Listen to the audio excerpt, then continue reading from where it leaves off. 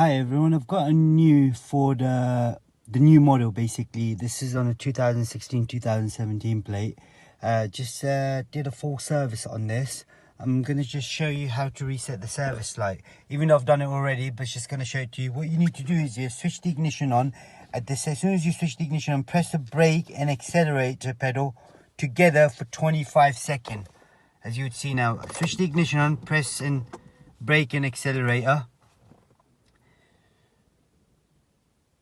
Service oil reset in progress.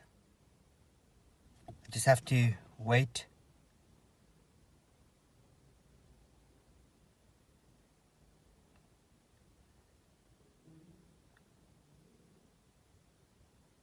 Still in progress.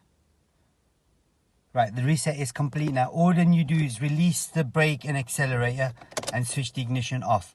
That's all you go do on your one, and switch the ignition back on again in about 2 minutes, and then hopefully everything should be good. Thanks for watching. Goodbye.